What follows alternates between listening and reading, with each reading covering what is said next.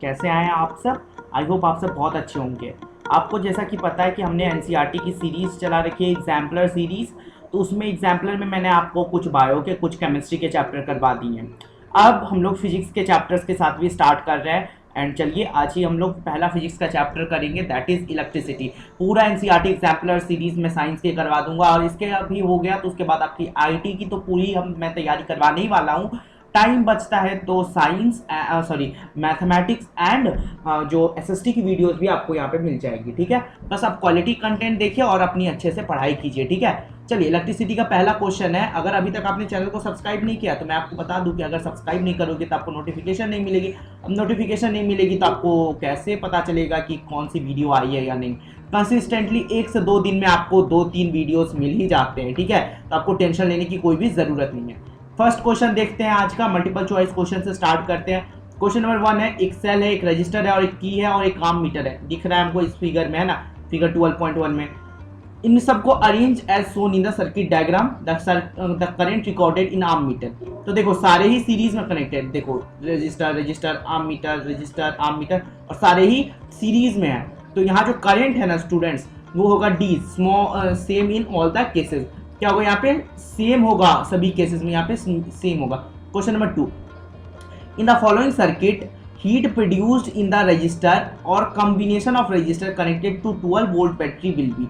तो बोल रहा है कि ये जो आपके पास सर्किट दिया गया, ठीक है, heat produce in the resistor or combination of register और कनेक्टेड कितना किया गया, 12 वोल्ट सब में। ठीक है, तो हीट सबसे ज्यादा कहाँ पे प्रोड्यूस होगा, ठीक है, हीट सबसे ज्यादा प्रोड्यूस कहाँ होगा। तो हीट का आपको पता है, हीट इज इक्वल टू क्या होता है, I square into R into T, है ना। हीट प्रोड्यूस, ओके, तो आपको पता है ये फॉर्मूला होता है, करते हैं आई निकालते हैं। तो I is equal to V upon में आर आता है। तो पहले केस के लिए अगर I is equal to V upon में आर करें तो I is equal to 12 upon में 2, तो यहाँ क्या आ गया 6 एम्पियर, है ना। ये सेकंड केस में आपका क्या हो गया, दोनों का कॉम्बिनेशन कर दीजिए। दोनों का कॉम्बिनेशन करने पे आपके पास ये आएगा 4 ओम्स।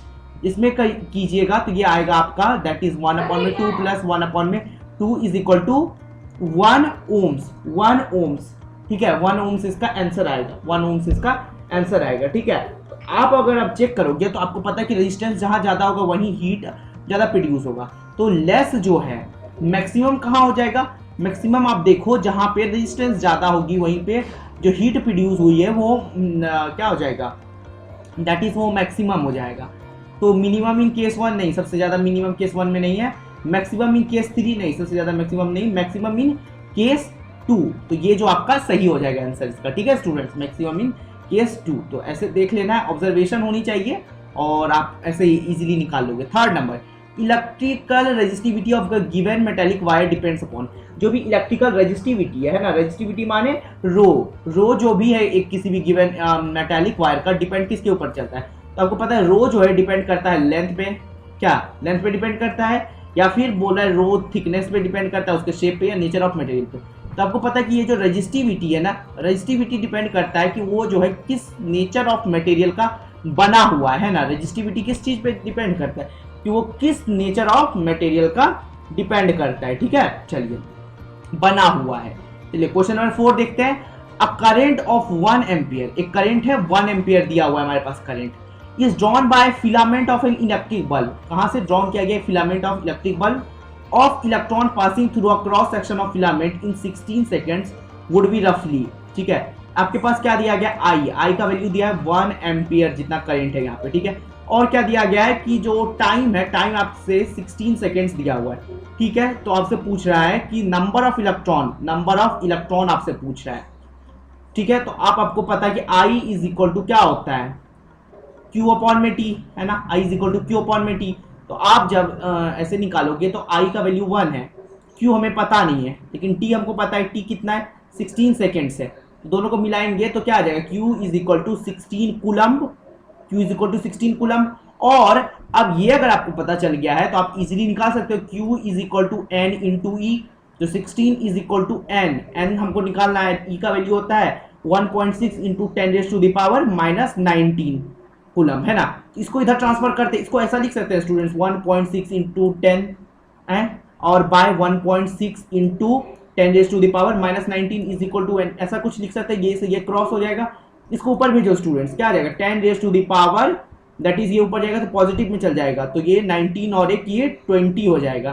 तो इसका राइट आंसर हो जाएगा 10 रेज टू द पावर 20। अब कैसे हुआ स्टूडेंट्स, तो आपने देखा सिंपली बहुत ही ज़्यादा ईजी है, हमको बस एक सिंपल सा कैलकुलेशन करना पड़ता है और फॉर्मूलेस को हमको याद रखना पड़ता है। Q is equal to any, अगर फॉर्मूला आपको याद है और आप उसका यूज करना अच्छी तरीके से जानते हो तो आपसे वो क्वेश्चन सॉल्व हो जाएगा। तो ये डी इसका था, ये क्वेश्चन नंबर 4 का ये हो जाएगा 10 रेज़ टू द पावर 20। अब ये कैसे हुआ, सॉल्यूशन अभी बताया है, ठीक है।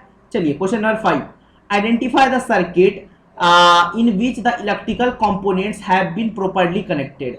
ठीक है, इलेक्ट्रिकल कंपोनेंट्स प्रॉपर्ली जिसमें कनेक्टेड किया हो। देखो इसको तो वोल्ट मीटर को सीरीज में डाल दिया, बिल्कुल गलत है। यहाँ एम मीटर को पैरेलल में डाल दिया, बिल्कुल गलत है। एंड देख लीजिए students, okay ammeter and यहाँ वोल्ट मीटर, ओके। तो यहाँ देखिएगा अब एम मीटर पॉजिटिव निगेटिव, ठीक है। तो ये वाला फिगर आपका सही है, क्यों, क्योंकि यहाँ देखो ये negative negative ammeter connected है, ठीक है।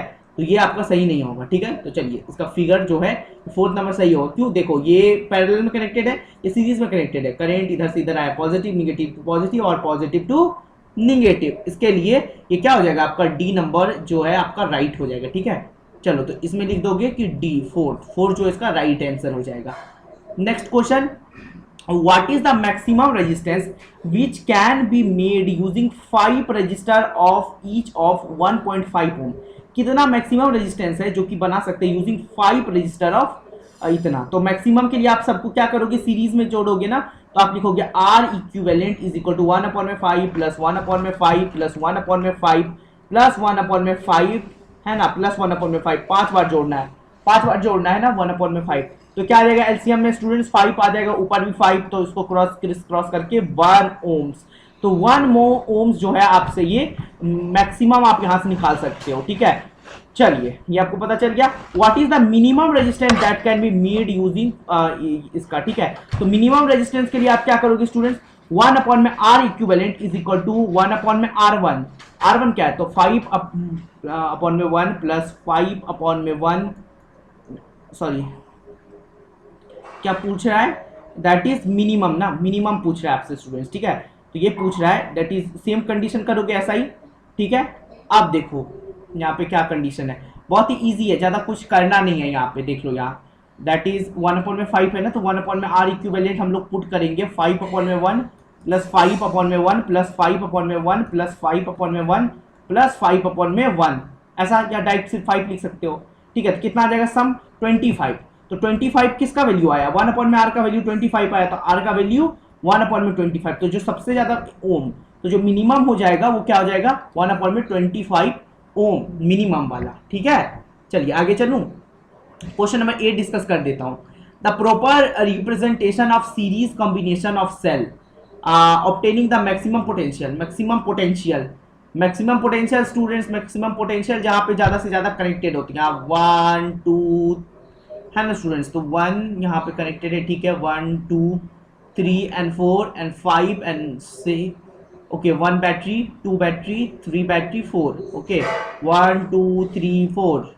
तो यहाँ आपसे सिंपली पूछ रहा है क्या proper representation of series combination of cell. तो आपसे पूछा कि प्रॉपर कौन सा रिप्रेजेंट कर रहा है बढ़िया तरीके से। तो देखो पहले क्या है, यहाँ देखो पॉजिटिव निगेटिव, फिर positive negative positive negative positive negative, यहाँ क्या है पॉजिटिव निगेटिव निगेटिव, तो यही गलत हो गया ना स्टूडेंट्स। इसी के लिए आपका जो 1 नंबर है ना, 1 नंबर आपका राइट आंसर है, ठीक है। तो आप ए नंबर मार के आ जाइएगा कि 1 नंबर जो है आपका राइट आंसर हो गया स्टूडेंट्स, ठीक है। तो इसमें कोई भी दोहराई नहीं है, बहुत ही इजी सा क्वेश्चन है, ठीक है। तो चलिए ये क्वेश्चन आपसे सॉल्व हो गया। और क्वेश्चन नंबर 9 में विच of the following represent voltage. Voltage क्या होता है, तो आपको पता है कि वोल्टेज W/Q होता है, वर्क डन अपॉन में चार्ज, ठीक है। तो आप लिख सकते हो Q को, क्या लिख सकते हो, Q को लिख सकते हो I इंटू टी, है ना। तो आप लिखोगे कि V is equal to W upon में करंट इंटू टाइम, ऐसा कहीं पे होगा क्या, current time work, okay just a second, okay. V is equal to क्या लिख सकते हो, V is equal to W/Q लिखोगे, है ना, W/Q लिखोगे और वर्क आप इधर इसको ट्रांसफर कर दो, तो V Q को क्या लिख सकते हो, Q को आप लिखोगे that is V is equal to Q को आप लिखोगे that is I into T. हमको पता I is equal to Q upon में टी, तो Q is equal to I into T. ठीक है स्टूडेंट्स, I इंटू टी और यहाँ वर्क। ठीक है, तो ये जो है वर्क डन अपॉन में करेंट इंटू टाइम। ओके, ये ए नंबर जो है इसका राइट आंसर हो जाएगा। ठीक है स्टूडेंट्स, देखा कैसे तुरंत पता लगा लिया, तुरंत बस कैलकुलेशन आना चाहिए, फॉर्मूलेज याद होने चाहिए। ठीक है, question number 10, a cylindrical conductor of length L दिया हुआ है। ठीक है स्टूडेंट, तो एल जो है लेंथ है, uniform cross section area A है। ठीक है, तो अगर मैं केस 1 मानूं, फर्स्ट केस की यहाँ बात करूं, तो मेरे पास है length L, cross section area A और रेजिस्टेंस आर है। ठीक है, अनदर केस 2 मैं इधर लिखता हूँ, केस 2 मैं इधर लिखता हूँ, अनदर कंडक्टर ऑफ लेंथ है 2l। ठीक है, रेजिस्टेंस है r एंड द एरिया इसका a है। ठीक है, तो एज द सेम। ओके, तो पूछ क्या रहा है स्टूडेंट? ओके, एरिया पूछ रहा है, यहाँ एरिया पूछ रहा है ना, 2l है और आपके पास क्या दिया हुआ है, another 2l and resistance r, area क्या? तो आप सबसे पहले रो निकाल दोगे, यहाँ जो वैल्यू आ जाएगा फर्स्ट केस की अगर बात करें तो r is equal to rho l by a। तो यहाँ से आपका रो क्या आ जाएगा, रो का वैल्यू आ जाएगा that is l by r into A, ऐसा कुछ आ जाएगा। ठीक है, चलो ओके, ये आ गया आपके पास। तो यहाँ पे देखो, यहाँ पे आप देखोगे तो r is equal to rho l by A, तो आप पुट कीजिए l की वैल्यू 2l है, यहाँ r की वैल्यू r है, तो रो की जो वैल्यू है, रो की वैल्यू हम लोग l अपॉन में r इंटू ए पुट करते हैं, ये r की वैल्यू है और यहाँ क्या आ जाएगा स्टूडेंट्स, ये a हो जाएगा। ये क्या हो जाएगा स्टूडेंट्स, a हो जाएगा, पहले से जो दिया हुआ था ना। चलो इतना समझ में आ गया। तो अब यहाँ से क्या निकाल सकते हैं, 2l square, okay 2l square by R A square is equal to are.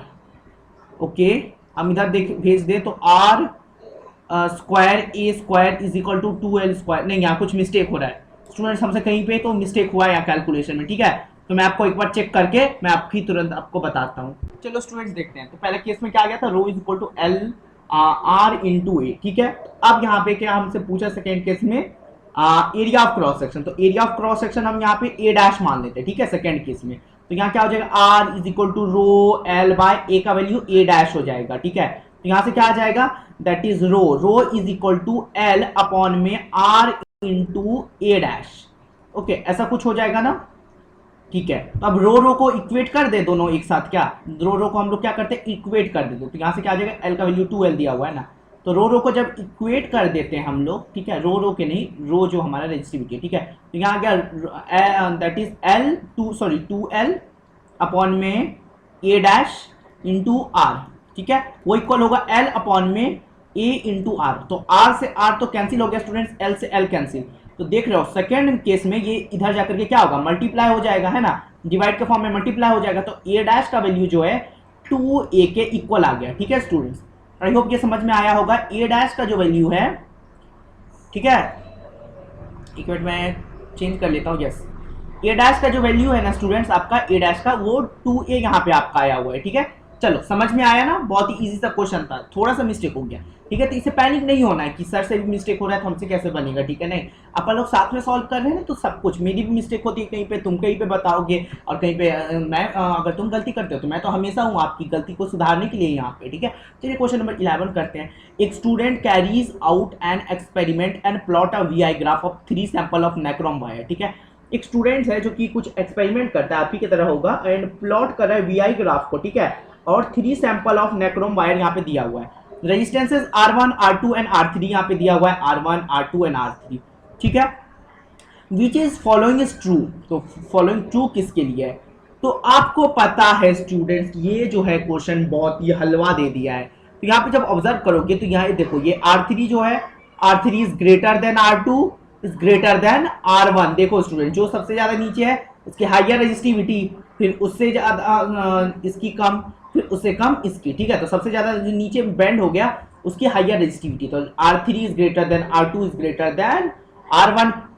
C option आपका यहाँ पे बिल्कुल करेक्ट है। ठीक है, चलिए तो नेक्स्ट क्वेश्चन देखो, क्वेश्चन नंबर 12 है, if current I through a resistor is increased by 100% then the increase in power displaced will be कितना। ठीक है, I को जो है 100% हम लोग बढ़ा रहे हैं। ठीक है, तो पावर कितना बढ़ेगा, तो आपको पता है power is equal to I square into R होता है। पहले I की जो वैल्यू है, पहले I की अगर मान लो वैल्यू समथिंग थी, ठीक है, तो अब उसको जो है x से बढ़ा दिया गया, ठीक है, पहले वैल्यू मान लो x थी, ठीक है, अब क्या गया उसको x अपॉन में 100, अब उसको जो है वैल्यू x से ही बढ़ा दी गई है, ठीक है, मान लो ऐसा कुछ, ठीक है, तो ये क्या करोगे, यहाँ आप पुट करोगे वैल्यू और यहाँ इसकी वैल्यू निकाल लोगे। तो ये जो है इजी सा क्वेश्चन है, इसको मैं होमवर्क दे रहा हूँ और इसका जो है आप लोग कमेंट में मुझे आंसर बताओगे, ठीक है, बहुत ही नहीं होता है ना स्टूडेंट्स, तो मैं इसका खुद आपको एक शॉर्ट वीडियो में आपको ये खुद आपको एक्सप्लेन करके दे दूंगा, ठीक है, 12 नंबर अगर नहीं बन रहा है तो, ठीक है। चलो, तो ऐसे अगर आपको मैं इसका आंसर बताते जाता हूँ, बस आप लॉजिक खुद लगाओगे। अगर करंट जो है आई 100% इंक्रीज हो रहा है तो वो पक्का जो पावर डिस्प्लेस पावर में इंक्रीज हो रहा है वो 300% होगा। अब कैसे होगा, इसमें थोड़ा सा आप अपना ब्रेन लगाइएगा, ठीक है स्टूडेंट। चलिए आगे मैं चलता हूँ। The resistivity does not change, अगर resistivity does not change, if material change हुआ तो रेजिस्टिविटी चेंज होगी, टेम्परेचर चेंज हुआ तो रेजिस्टिविटी चेंज होगी, शेप ऑफ रेजिस्टर चेंज हुआ and both the material and temperature are change. तो अगर शेप ऑफ रेजिस्टर चेंज कर दोगे तो उसे रेजिस्टिविटी को क्या लेना देना, वो तो मटेरियल की इंटरनल रेजिस्टिविटी है ना। चलो question number 14, and electrical circuit का 3 incandescent bulb A B and C of rating, सबका पावर दिया हुआ है आपके पास बल्ब की respectively, are connected in parallel, parallel में दिया हुआ है to an electrical source, which of the following is likely to happen regarding their brightness, ठीक है, ठीक है, क्या बोल रहा है, ठीक है, एबीसी है, रेट इतना कर रहा है पावर, ठीक है, रिस्पेक्टिवली कनेक्टेड पैरेलल में कनेक्ट किया हुआ है, ठीक है स्टूडेंट, कुछ इस टाइप से, ठीक है, 3 बल्ब है, मान लो ऐसा है, तीनों बल्ब एक साथ पैरेलल में कनेक्टेड है ना, कुछ इस टाइप से पैरेलल में बल्ब कनेक्टेड है, ठीक है, और connected parallel to electrical source, which of the following is likely to happen regarding the brightness, ठीक है। तो आपको पता है बहुत ही इजी सा क्वेश्चन है, इसमें जो है अगर आप मान लो आप जो है अगर आप देखोगे कि ये ए है, ये बी है, ये सी है, अब सबके लिए कोई एक है ना, एक मान लेते 220 वोल्ट का सप्लाई हो रहा है, एक वोल्टेज मान लेते, ठीक है, तो यहाँ पे जो आप देखोगे ना, तीनों को जब कैलेंडर में कनेक्ट किया तो यहाँ पे जो 40 वॉट का बल्ब है वो लेस ग्लो करेगा, है ना, लेस ग्लो करेगा, तो वो कम होगी इसकी ब्राइटनेस 40 वॉट की, तो आप लिख दोगे brightness of bulb will be more than that of A, यानी कि ए की लेस हो गई, मान लो ये ए है, बी है, सी है, ठीक है, तो ए की लेस हो जाएगी बी से, यानी कि बी का जाता है, ठीक है। Brightness of bulb A will be maximum, ये तो गलत है, सबकी सेम नहीं होगी, आपको पता है सबका पावर अलग अलग है, और brightness of bulb C will be less than that of B, ये भी बिल्कुल ही बकवास है, क्योंकि उसकी पावर सबसे ज्यादा कंजप्शन है, तो सबसे ज्यादा वो लाइट भी देगा, है ना, तो बी से ज्यादा कौन होगा, सी। चलिए क्वेश्चन नंबर 15 करते हैं स्टूडेंट्स, बहुत ही इजी सा क्वेश्चन है और कोई भी मुश्किल की बात नहीं है, तो उसका ऑप्शन मैंने आपको बता दिया था कि सी उसका राइट आंसर है, ठीक है। चलिए, इन एन इलेक्ट्रिकल सर्किट, कोई भी इलेक्ट्रिक सर्किट है, 2 रजिस्टर है, ठीक है, कनेक्टेड है सीरीज में, ठीक है, तो मान लेते हैं उसका आर इक्विवेलेंट जो है 6 ओम हो जाएगा, सीरीज में है, और जो वोल्टेज दिया हुआ है हमारे पास 6 वोल्ट की दी हुई है बैटरी, ठीक है, heat displaced by the 4 ohm resistor, तो आपसे पूछा है कि हीट जो है 4 ओम रजिस्टर के द्वारा इन 5 सेकेंड क्या होता है, तो आपको पता है heat is equal to I square into R into T, तो आई स्क्वायर, तो आई जो है आपको पता है कि जो in the series current divide नहीं होता, तो करंट कितना होगा, तो आपको पता है कि I is equal to V upon में आर, तो 6 अपॉन में 6, तो 1 एम्पियर ही हो जाएगा इसका करंट, है ना, तो आप जो है इसके 1 पुट करोगे, आर की वैल्यू 4 पुट करोगे, टाइम की वैल्यू आप कितना 5 पुट करोगे, तो कितना आ गया 5 2 20, तो 20 joule will be your right answer students. अब आप लोग बहुत कंफ्यूज हो गए होंगे कि ये कैसे किया, तो हमको पता है कि करंट जो है सीरीज में डिवाइड नहीं होता, तो आर इक्विवेलेंट निकाला, ठीक है, करंट वहां से निकाल लिया, और हमको एक अक्रॉस हमको निकालना था हीट जनरेशन, तो हमने I square into R into T into करके निकाल दिया, ये बहुत ही इजी फॉर्मूले से हमने इसे निकाला है, फॉर्मूला याद है, मेथड याद है, अरे वन शॉट एक्सप्लेनेशन वीडियो बहुत प्यारा मैंने बनाया है इलेक्ट्रिसिटी का, कसम से मैं खुद बोल रहा हूँ, तो तुम उसे जाके देख ही लो अगर नहीं समझ में आ रहा है तो। क्वेश्चन नंबर 16, बहुत ही 1 घंटे की भी वीडियो ढंग से नहीं है, उसे देख लोगे तो सब क्लियर हो जाएगा, और एक बार ये एनसीईआरटी एग्जाम्पलर मेरे साथ लगा लोगे और जाओ, तुम्हारे लिए मैंने एक ब्रह्मास्त्र भी दिया है, most important question plus PYQ अपने चैनल पे डाला हुआ है, जाओ, इलेक्ट्रिसिटी का बन चुका है, और भी आपको धीरे धीरे सारी चीज़ों की मिलते जा रही है, किस चीज़ का वेट कर रहे हो स्टूडेंट्स, जाइए ना, देखिए ध्यान से और सारी चीज़ों का आनंद लीजिए। एंड इलेक्ट्रिक कैटल, एक इलेक्ट्रिक कैटल है, पावर जो कंज्यूम करता है 1 किलोवाट, ठीक है, of electric power when operated इतना वोल्ट पे 220 वोल्ट पे, fuse of wire is rating must be. Okay, बहुत ही इजी है, ठीक है। इलेक्ट्रिकल पावर, पावर कितना कंज्यूम करे स्टूडेंट्स, 1 किलो वॉट जितना पावर कंज्यूम करे, तो वॉट में चेंज करोगे तो 1000 वॉट जितना की पावर को कंज्यूम कर रहा है। और वोल्ट कितना है, 220 वोल्ट। तो बोल रहा है अ फ्यूज वायर ऑफ रेटिंग, तो यहाँ करंट साफ साफ पूछ रहा है, करंट। तो आपको पता है स्टूडेंट्स एक बात कि यहाँ V है और P है, तो P is equal to V square upon में R, कभी सुना होगा तो यहाँ लिख दीजिए 1000 इज इक्वल टू V का स्क्वायर, दैट इज आप कर दोगे 220 इंटू 220 अपॉन में R, ठीक है स्टूडेंट्स। तो ये 220 का ये 0 गया, यहाँ से 10, ये यहाँ से 0, तो 2 5 जा 2 11 जा। ओके, तो ये आप इसको सॉल्व कर लेना, ठीक है। ये सॉल्व कर लोगे और बस वहां से आपके पास रेजिस्टेंस निकल के आ जाएगा। रेजिस्टेंस निकल के आ गया तो आप वहां से आप क्या करोगे, V is equal to IR ohms law लगाओगे और उसका आंसर आप लोग निकाल दोगे। बहुत ही इजी सा सिंपल सा कैलकुलेशन है इसका, ठीक है। तो मैं आगे नहीं कर रहा हूँ, आपके लिए छोड़ रहा हूँ। ये कमेंट बॉक्स में आंसर कर सकते हो कि आपने कैसे सॉल्व किया। हालांकि मैं इसका आंसर आपको बता दे जाता हूँ कि इसका आंसर होगा 5 एम्पियर, ठीक है स्टूडेंट्स। चलिए बाद में टेंशन ना हो। क्वेश्चन नंबर 25 पे हम लोग आ गए हैं डायरेक्ट। ऐसा कैसे हो सकता है, क्वेश्चन नंबर 16 था ना स्टूडेंट्स, एक सेकेंड रुक जाइए।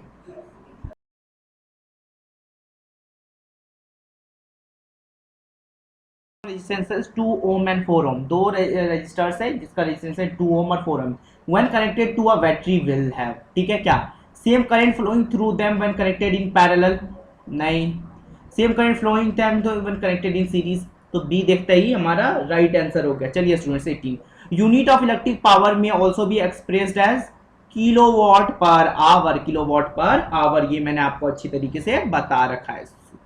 दैट इज मैंने आपको बता रखा है कि यूनिट ऑफ इलेक्ट्रिक पावर जो है किलोवाट पर आवर, हम लोग ऐसे भी लिख सकते हैं, ठीक है।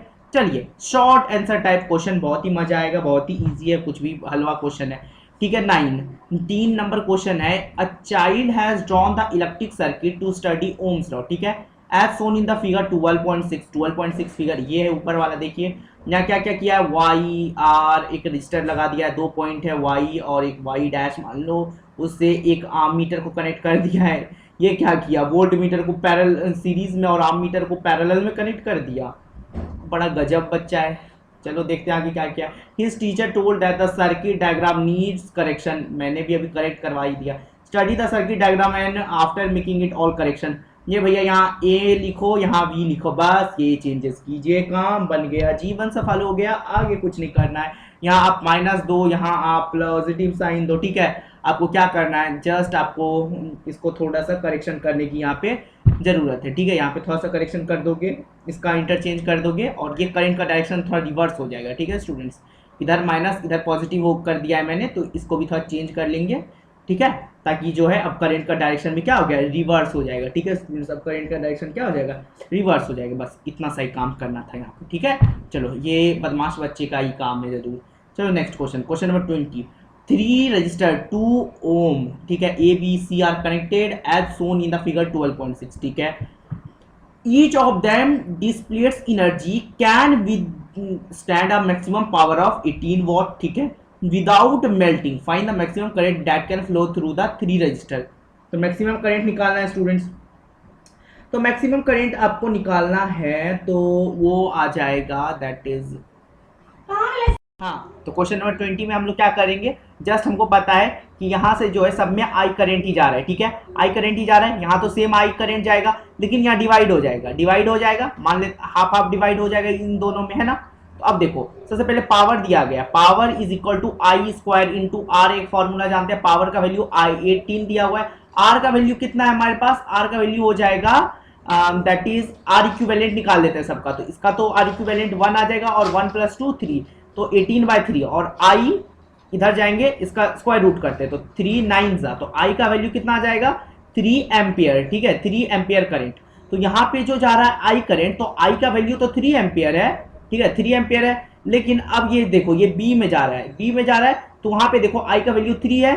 अब बी आई आई आर, ठीक है, I is equal to V upon में आर, वी हमको पता नहीं है, ठीक है, ठीक है, वी अपॉन हमको पता नहीं है, ठीक है, अपॉन में आर, आर का वैल्यू यहाँ 2 है, तो वी का वैल्यू भी क्या आ गया 6 वोल्ट आ गया, ठीक है। अब यहाँ से हम लोग क्या देखेंगे कि यहाँ हाफ हाफ डिवाइड हो रहा है, तो हम लोग बोलेंगे कि ये जो करंट ए है वो जो है वो ज़्यादा है, 2 टाइम्स है इस सी बी में जो जा रहा है, ठीक है। एंड यहाँ देखो तब इससे क्या आ जाएगा तुम्हारे पास, दैट इज जो बी में करंट जा रहा है ना वो हो जाएगा हाफ ऑफ 3 एम्पियर, जो कि आई करंट यहाँ जा रहा था, क्योंकि यहाँ जो था ये देखो ये जो आई करंट है, आई करंट की वैल्यू एक्चुअल 3 एम्पियर आई थी, 3 एम्पियर आई थी ना हमारे पास। अब उसी को क्या किया हमने, दैट इज सर्किट में हमने उसको बांट दिया है, जबकि वो पैरेलल में कनेक्टेड है इसलिए, ठीक है।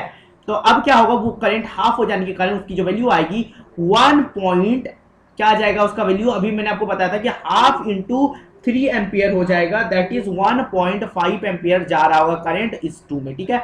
फिर यहां से जाएगा 1.5 क्योंकि दोनों सेम है, और यहां से निकलेगा और यहां से आई, कॉमन सेंस लगाओ, दोनों में 2 एम्पियर्स की करंट है और रेजिस्टेंस है, तो दोनों में हाफ हाफ जो बटेगा, तो ठीक है, और फिर फाइनली जाकर इस जंक्शन पे मिल जाएगा, ठीक है।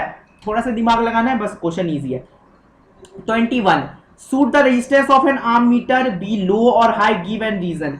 जो आर्म मीटर का रेजिस्टेंस है ना वो क्या होता है, लो होता है, क्योंकि उसको सीरीज में कनेक्ट करता है, सीरीज में कनेक्ट करके हमको एक क्या चाहिए होता है, हम लोग को वैल्यू चाहिए होता है ना, ठीक है। तो हमको क्या चाहिए होता है, so the resistance of ammeter low. तो अगर हमको पता है कि उसमें लो होता है रेजिस्टेंस, क्यों होता है, क्योंकि हमको करंट की वैल्यू चाहिए, और अगर हम आर्म मीटर को जब हम सीरीज में कनेक्ट कर रहे हैं और वहाँ पे अगर हम अगर हम सीरीज में कनेक्ट कर रहे हैं और वहाँ पे हम ज़्यादा दे देंगे रेजिस्टेंस, तो क्या होगा, रीडिंग उसकी क्या होगी, करेक्ट नहीं आएगी, ठीक है। तो ये इसके लिए हम लोग इसको क्या कर रहे हैं, दैट इज इसको हमको कनेक्ट कर रहे हैं, ठीक है, कनेक्ट कर रहे हैं किस में, दैट इज आर्म मीटर को सीरीज में, और वहाँ पे उसकी रेजिस्टेंस लो होगी, ठीक है। चलिए आगे वाले क्वेश्चन में चलते हैं और देखते हैं। Question number 22, draw a circuit diagram of an electric circuit, ठीक है। एक सेल होगा, एक की होगा, आर्मेचर होगा, ये आप खुद भी कर सकते हो, ठीक है, बहुत ही इजी सा क्वेश्चन है, ठीक है, ये आप खुद भी कर सकते हो, सर्किट डायग्राम आपको यहाँ पे बनाना है, ठीक है। तो हालांकि मैं आपको रफली बता दूं कि सर्किट जो है आपका कुछ इस प्रकार से आप बनाओगे, एक आप यहाँ पे की लगा दो, ठीक है, ठीक है। आप क्या करोगे, सेटअप कुछ इस टाइप से करोगे, है ना, सर्किट का तो बेसिक यही है। यहाँ पे आप पहले यहाँ पे आप पॉजिटिव निगेटिव कनेक्ट कीजिएगा, फिर एक आर्म मीटर कनेक्ट कीजिएगा, एक रेजिस्टेंस यहाँ पे दे दीजिएगा, ठीक है, और फिर नीचे ला करके 2 पैरेलल रेजिस्टेंसेस आप लगाओगे 4 ओम की, जो कि यहाँ पे बोला गया है, ठीक है, और फाइनली यहाँ पे एक वोल्ट मीटर लगा देना, ठीक है। चलो ऐसा कुछ बन जाएगा, ठीक है। चलिए ये क्वेश्चन सही हो गया, और इसका आपको पता है कि यस जो टोटल रेजिस्टेंस है पैरेलल कॉम्बिनेशन का वो 2 ओम आएगा, क्योंकि आपको पता है 1/4 plus 1/4 2/4 is equal to, that is 2/2, 2 2 4, and the final value will be equal to 2 ohms 1 में सॉरी आर का वैल्यू, ठीक है। चलो समझ में आ गया। चलो क्वेश्चन नंबर 23 नंबर क्वेश्चन बोल रहा है, how does use of a fuse wire protect electrical appliances. कैसे जो है यूज ऑफ फ्यूज वायर का जो यूज है प्रोटेक्ट करता है इलेक्ट्रिकल अप्लायंसेस को, इलेक्ट्रिकल अप्लायंसेस को फ्यूज वायर प्रोटेक्ट करता है, ठीक है। तो आपको पता है कि इफ करंट जो है larger than the specific value flows in a circuit, then the temperature of fuse wire will increase to its melting point, the fuse wire will melt and circuit will break, है ना। क्या होगा, fuse wire break melt कर जाएगा, circuit break कर जाएगा, और कोई भी हजार्ड होने से बच जाएगा, यहाँ पे हजार्ड होने से बच जाएगा, है ना। तो क्या किया गया, जैसे ही टेम्परेचर एक स्पेसिफिक टेम्परेचर को पास करेगा, ठीक है, एक टेम्परेचर जैसे एक स्पेसिफिक टेम्परेचर को पास करेगा, ब्रेक करेगा सर्किट और आपको बचा लेगा किसी भी टाइप के खतरे से। 24 number question, what is an electrical resistivity. तो इलेक्ट्रिकल रेजिस्टिविटी क्या होता है भैया, जो उसकी खुद की जो इंटरनल रेजिस्टिविटी है, जिसको हम लोग रो बोलते हैं, ठीक है। In a series electrical circuit comprising a resistor made up of metallic wire, ठीक है, मेटेलिक वायर का एक रजिस्टर है, the ammeter reads 5 ampere current, ठीक है। The reading of arm meter decreases to half when the length of wire is doubled. हमको पता है कि R is equal to rho L by A, ठीक है। अब हमको पता है जैसे ही लेंथ को बढ़ाएंगे वैसे क्या होगा, रेजिस्टिविटी बढ़ेगी, रेजिस्टेंस बढ़ेगा, और उसी के कारण क्या होगा, करंट की जो रीडिंग वो यहाँ पे क्या हो जाएगा, वो यहाँ पे कम हो जाएगा, ठीक है। चलिए ठीक है, ये क्वेश्चन क्लियर हो गया 24 नंबर भी। चलो अब आगे चलते हैं, अब कोई परेशानी नहीं आएगी। चलो क्वेश्चन नंबर 25 पे एक बार देख लो क्या है, what is the commercial unit of electrical energy represent in terms of joule. तो कमर्शियल यूनिट होता है KWH, kilowatt per hour बोलते हैं commercial unit, represent in term of joule. तो आपको पता है कि 1 किलो वाट आवर का वैल्यू होता है 1000 वाट, और ये कितने सेकेंड्स में जा रहा है, दैट इज 60 मिनट में 60 मिनट इंटू 60 सेकेंड्स करोगे तो ये क्या आ गया 3600। तो आप लिखोगे 3.6 इंटू 10⁻⁶ जूल। जूल में ऐसे रिप्रेजेंट कर दोगे, है ना। चलो अब क्या है आगे, आगे देखते हैं next question 26। A current of 1 ampere, current कितना दिया गया मैं इरेज कर लूं क्या, आप लोगों ने लिख लिया होगा, आप लोगों ने समझ लिया होगा। Current of 1 ampere flows in a series circuit containing an electrical lamp of the conductor 5 ohm when connected to a 10 volt battery. Calculate the resistance of the electric lamp. Okay electric lamp का resistance आपको यहाँ पे निकालना है, ठीक है। चलो तो सबसे पहले हमको पता है दैट इज और भी कुछ पूछ रहा है। Now if a resistance of 10 ohm is connected in parallel, अगर वो 10 ohm का जो रेजिस्टेंस है कनेक्ट किया गया पैरेलल में with this series combination, what change if any current through the 5 ohm resistor and the potential difference across the lamp will place, ठीक है। give reason।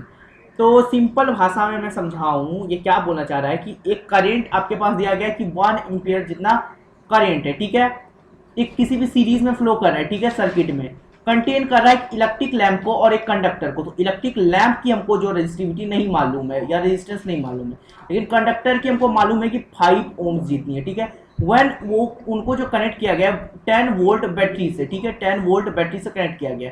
Calculate the resistance of electric lamp. तो आपको पता है कि आप यहाँ आर इक्विवेलेंट निकालोगे, R equivalent is equal to V I, और उसके बाद ओम्स लॉ लगा लोगे। तो मैं मान लेता हूं कि एक जो है आर एक्स है, ठीक है, तो मैं बोलूंगा सीरीज में है तो 5 प्लस ऑफ एक्स, ठीक है, ये आपके पास आ गया दैट इज आर, ठीक है, अपॉन में वी, वी ऊपर देते हैं, वी अपॉन में आर इज इक्वल टू आई होता है, यहाँ 1 दे देते हैं क्योंकि आई की वैल्यू यहाँ पे 1 है, वी जो है यहाँ पे 10 है, ठीक है। तो हम लोग लिखेंगे 10 is equal to 5 plus of x, ऐसा कुछ हो जाएगा। तो एक्स की वैल्यू भी 5 ओम्स आ जाएगी, एक्स की वैल्यू भी आपके पास यहाँ निकल के आ जाएगी 5 ओम्स, ठीक है, 5 ओम्स आ गए। तो जो रेजिस्टेंस है इलेक्ट्रिक लैंप का वो क्या आ गया 5 ओम्स निकल के आ गया स्टूडेंट्स, ठीक है। आगे चलते हैं। If a resistance of 10 ohm is connected in parallel with this series combination, इस सीरीज कॉम्बिनेशन के साथ अगर हम क्या करें 10 ओम का ऐसे कुछ कनेक्ट कर दे, जैसे एक सीरीज में था 5 प्लस 5, ठीक है। अब इसका आर इक्विवेलेंट हमने निकाल लिया था कि 10 हो गया, 10 के साथ 10 ओम के साथ हमने एक पैरेलल में कनेक्ट कर दिया दूसरा 10 ओम का रेजिस्टेंस, ठीक है, series. What change in current flowing through the 5 ohm conductor and potential difference across the lamp, ठीक है, potential difference across the lamp यहाँ पे फाइंड करना है और क्या चेंज होगा दैट इज करंट में उसमें, ठीक है। तो करंट वहां पे क्या करेगा स्टूडेंट्स डिवाइड कर जाएगा, है ना, ठीक है। Sorry, there will be no change in the current flowing through 5 ohm conductor, also there will be no change in the potential difference across the lamp either, नहीं कुछ भी वहां चेंज होगा, ठीक है। चलो वहां पे चेंज कुछ भी नहीं होगा। Next question, question number 27। Why is parallel arrangement used in domestic wiring, क्यों जो है पैरेलल अरेंजमेंट यूज किया जाता है, क्योंकि आप मान लो कि अगर आपके to provide the same potential difference across each electric appliance, ताकि सबको जो है आपके घर में 220 वोल्ट ही आता है ना, ठीक है, तो इसी पे सबको मिल जाए, ठीक है। और साथ ही में अगर एक सर्किट ब्रेक हो तो सारा ब्रेक ना हो जाए, आपके सारे अप्लायंसेस सेफ रहे, इसलिए भी ये किया जाता है, ठीक है। चलो next thing, question number 28। B1 B2 and B3 3 identical bulbs, B1 B2 and B3 तीन आइडेंटिकल बल्ब्स हैं। सो ये figure when 3 bulbs glow a current of कितना है 3 एम्पियर का करंट दिया गया इज रिकॉर्डेड बाय एम्पियर, ठीक है। तो पहला क्वेश्चन पूछ रहा है what happens to the glow of the other 2 bulbs when B1 get fuse. B1 जब फ्यूज हो जाएगा तब क्या होगा, तो जो है B2 और B3 की जो सेम रहेगी, क्यों, क्योंकि ये सब पैरेलल में, मैंने अभी तुरंत बताया था कि डोमेस्टिक वायरिंग में पैरेलल इसीलिए लगाते थे कि एक खराब हो तो दूसरे पे कोई असर ना हो। What happens to the reading of A1, A2 and A3 when bulb B2 get fused? तो क्या हो जाएगा यहाँ स्टूडेंट्स, तो A1 जो है 1 एम्पियर दिखाएगा, A2 जो है 0 दिखाएगा और A3 भी जो है आपके पास 1, ये 1 और ये आपको 0 दिखाएगा स्टूडेंट्स, ठीक है। ये क्या करेगा आपको 0 दिखाएगा, ठीक है। और A जो है आपको 2 एम्पियर जितना करंट यहाँ पे दिखाएगा, ठीक है। चलो, how much power is displace in the circuit when all the 3 bulbs glow, 3 bulbs glow करता है तो आपको पता है कि P is equal to VI का फॉर्मूला लगाओगे, ठीक है। तो आपके पास क्या दिया गया है that is P is equal to V 4.5 into I 3 is equal to that is 13.5 watt is your right answer. चलिए हो गया, बराबर है। चलो समझ में आया, ठीक है। अब नेक्स्ट क्वेश्चन जाते हैं, क्वेश्चन नंबर 29। ठीक है, चलो ठीक है, समझ में आया। क्वेश्चन नंबर 29 बहुत इजी है। 3 incandescent bulb of 100 what each, ठीक है, 3 बल्ब है, 100 वॉट है, कनेक्ट किया गया है सीरीज में इन सेम, इस टाइप से कुछ किया होगा क्या, इस टाइप से कुछ किया होगा, एक सीरीज में कनेक्टेड, ठीक है। In another circuit another set of 3 bulbs, okay, of same watt are connected parallel connected है, कुछ इस टाइप से स्टूडेंट्स, पैरेलल कनेक्टेड है, सबसे बढ़िया कनेक्शन। एक डैमेज तो सारा डैमेज नहीं होगा, ठीक है, ऐसे करके पैरेलल में कनेक्टेड है, ठीक है।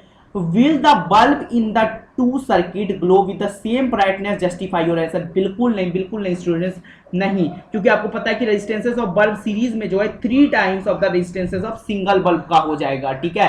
तो इसमें लेस ग्लो करेगा, इसमें ज्यादा ग्लो करेगा, क्योंकि ये सीरीज में है, ठीक है, और ये क्या है, दैट सॉरी ये पैरेलल में, इसीलिए सेम ग्लो करेगा, और ये क्योंकि इसको वोल्टेज सेम सप्लाई मिलेगी, यहाँ वोल्टेज डिस्ट्रीब्यूट होगा, इसीलिए ये कम ग्लो करेंगे। Now let one bulb in both circuit get fused, will the rest of the bulb continue glow in the each circuit? तो इसमें तो ग्लो नहीं करेगा, क्योंकि मैंने आपको बताया था कि सीरीज में अगर ब्रेक कर गया तो सारा ही खराब हो जाएगा, लेकिन इसमें अगर ब्रेक कर गया तो ये दोनों काम करेगा, ठीक है, और जिस हिसाब से जल रहा था उसी हिसाब से वो जलते रहेगा, ठीक है स्टूडेंट्स। आगे चलते हैं, क्वेश्चन नंबर 30, बहुत ही इजी सा क्वेश्चन है। State Ohm's law. Ohm's law आपको पता है कि एट अ गिवन टेम्परेचर जो V है डायरेक्टली प्रोपोर्शनल होता है I के, तो हमको V is equal to IR, ठीक है, ये हमारे पास आता है, ठीक है। How can it verify experimentally? आप इसको एक्सपेरिमेंटली वेरीफाई कर सकते हो एक सर्किट डायग्राम को देकर के, ठीक है। सर्किट डायग्राम आपको खुद बताए कि वहाँ वोल्ट मीटर आम मीटर सब कुछ लगा करके आप खुद बताए। Does it hold the good under all condition? नहीं, अंडर ऑल कंडीशन नहीं। टेम्परेचर घटा बढ़ा तो फिर इसमें प्रॉब्लम आ जाएगी, ये यूनिवर्सल नहीं है ओम्स लॉ, ठीक है। चलिए नेक्स्ट क्वेश्चन है 31। What is the electrical resistivity of a material? तो इलेक्ट्रिकल रेजिस्टिविटी क्या है मटेरियल का? तो रेजिस्टिविटी जो है न्यूमेरिकली इक्वल है रेजिस्टेंस ऑफ वायर के, ठीक है, unit of length having and area of cross section, ठीक है, वो क्या होता है इलेक्ट्रिकल रेजिस्टिविटी, जिसको हम लोग रो से हम लोग डिनोट कर रहे होते हैं, ठीक है। चलिए what is it unit? Unit इसका रो होता है स्टूडेंट्स, सॉरी रेजिस्टिविटी पूछ रहा है ना यहाँ पे, तो रेजिस्टिविटी का जो है आपके पास nothing but your that will be ohm meter, unit पूछ रहा है, यूनिट जो है वो ओम मीटर है, और रेजिस्टेंस का यूनिट होता है ओम सिर्फ, ठीक है। Now describe and experimentally to study the factor on which the resistance of the conducting wire depends. फिर से यहाँ सर्किट डायग्राम बना करके आप खुद ही डिटरमाइन कर सकते हो, ज़्यादा कुछ है नहीं, एक बार इसे ट्राई करना, ठीक है। Question number 32। How will you infer with the help of an experiment to the same current flows through the every part of the circuit containing 3 resistances in series connected to a battery? यहाँ आपसे बोल रहा है, यहाँ आपसे simply क्या बोल रहा है कि आप कैसे जो इन्फर करोगे, एक एक्सपेरिमेंट का हेल्प लोगे और सेम करंट जो है फ्लो करता है एवरी पार्ट ऑफ सर्किट में, ठीक है, containing 3 resistances in series connected. अब यहाँ आपसे बोल रहा है कि करंट जो है ईच पार्ट में जो है सेम फ्लो करता है, तो आप उसको पैरेलली कनेक्ट करके आप बना करके उसको एक्सपेरिमेंट दिखा दोगे, है ना, बहुत ही इजी सा है, पैरेलली करके दे देना उनको, ठीक है, और सर्किट तो बनाना आपको आता ही है, ठीक है। चलो नेक्स्ट वन इज है कि how will you conclude that same potential difference, ठीक है, आप कैसे कंक्लूड करोगे कि जो सेम पोटेंशियल डिफरेंस है एग्जिस्ट अक्रॉस 3 रजिस्टर, ठीक है, connected in parallel arrangement of the battery, ठीक है, parallel arrangement of the battery में, ठीक है। चलो तो आपको पता है कि अगर पैरेलल अरेंजमेंट है बैटरी का, तो वहां पे वोल्टेज क्या होता है, सब में क्या होता है, सेम होता है ना सब में, एज अगर 1 का जो 1 को मिल रहा है वही 2 को भी मिलेगा, वही 3 को मिलेगा। तो इस एक्सपेरिमेंट को डिस्क्राइब कर सकते हैं, एक सर्किट डायग्राम लेंगे और हम लोग उसमें जो पैरेलल कनेक्शन करेंगे और फिर उसको दिखा देंगे, ठीक है। ये भी वैसा ही है कुछ सर्किट डायग्राम का, तो ये खुद आप ट्राई करना है, ठीक है, जो डायग्राम से रिलेटेड है। क्वेश्चन नंबर 34 एंड 35 बहुत ही इजी लास्ट क्वेश्चन है। What is joules law of heating?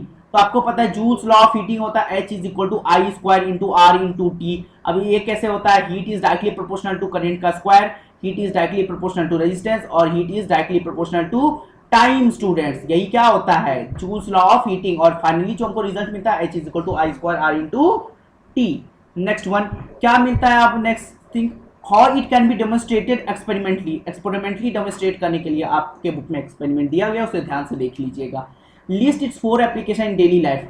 Heater, geyser और भी जितने भी अप्लायंसेस जो कि आप लोग चलाते हो, वो इलेक्ट्रिक हीटर, गीज़र और जो आपके इलेक्ट्रिक आयरन है, अवन है, बल्ब है, ये सारी चीज़ों को, ठीक है। चलिए, ये क्या हो गया, इसके एप्लीकेशन डेली लाइफ में। और इसी के साथ क्वेश्चन नंबर 35 और लास्ट क्वेश्चन पे हम लोग आ चुके हैं, बहुत ही मजा आने वाला है। Question number 35, find out the following in the electric circuit given in the figure 12.9। Effective resistance of 8 ओम। तो 1/8 प्लस 1/8 करेंगे तो क्या आ जाएगा, 2/8, that will be equal to 4 ohms. इसका आंसर हो जाएगा students 4 ohms. Effective resistance 4 ohms. Done. B, current flowing through the 4 ohm resistor. यहां से जो करंट फ्लो कर रहा होगा, ठीक है, करंट फ्लो कर रहा होगा तो आप लिखोगे I is equal to V upon में R, I is equal to 8/4 will be equal to nothing but it will be equal to that will be equal to, okay, यहाँ पे शायद कुछ मिस्टेक किया है मैंने, एक सेकेंड रुक जाइए, ठीक है। ये देखिए, आपको क्या करना है, जस्ट आपके पास क्या है, that is I is equal to V upon में R करोगे, है ना, V अपॉन में R, ठीक है। तो अब क्या करोगे, ये दोनों जैसे ही मेरे पास आ गया, अब इसी को कनेक्ट करेंगे और देखो यहाँ पे आपके पास आ जाएगा सिंपली V की वैल्यू तो 8 है, V की वैल्यू 8 है और रेजिस्टेंस की वैल्यू यहाँ पे कितनी है, और रेजिस्टेंस की वैल्यू आपके पास 4 है, तो इसकी 2 एम्पियर आ जाएगी शायद, ठीक है। एक बार इसको चेक कर लेना। Next question, potential difference across the 4 ohm resistor, ठीक है। अब जो भी बचता है ना क्वेश्चन नंबर 35 का, आप मुझे प्रॉपर आंसर करोगे, ठीक है। चलो, तो इसका मैंने आंसर बता दिया, इसका मैंने बता दिया। Potential difference across 4 ohm register, 4 ohm register के अक्रॉस कितना होता है, तो V इज इक्वल टू, फिर से IR करोगे तो आपको पता है कि 14 इज इक्वल टू 4, सॉरी, हाँ, तो क्या आपसे पूछा है पोटेंशियल डिफरेंस ना, तो V is equal to IR करोगे, है ना, V is equal to IR करोगे तो V के I के जगह क्या पुट करोगे, 1, रेजिस्टेंस की जगह क्या पुट करोगे, दैट इज आप क्या पुट करोगे, इसका कॉम्बिनेशन आप पुट कर दोगे, ठीक है, और फिर उसकी वैल्यू निकल के आ जाएगी। नेक्स्ट वन, पावर डिस्प्लेस और डिफरेंसेस। तो ये 35 नंबर पूरा का पूरा मुझे कमेंट करना एक आंसर, ठीक है, तो मैं उसका नेम नेक्स्ट में डिस्प्ले करूंगा, ठीक है। आई होप ये सेशन बहुत ही ईजी था, कुछ भी ज़्यादा था नहीं इस चैप्टर में, ठीक है। इलेक्ट्रिसिटी में कहीं कहीं पे थोड़े से अटके थे और फिर हमने पूरे तो ऐसे सॉल्व कर ही लिया हमने इस चैप्टर को, ठीक है। तो अब नेक्स्ट जो है, सो इसी के साथ स्टूडेंट्स हम लोग इस सेशन को एंड करेंगे, मिलेंगे नेक्स्ट सेशन में with the new chapter magnetism, ठीक है। टिल देन आप अच्छे से पढ़ाई करते रहिए, टिल देन टेक केयर, और आप चैनल को सब्सक्राइब कीजिए, वीडियो को शेयर जरूर कीजिए, ठीक है। मिलते हैं next video, till then take care and bye bye.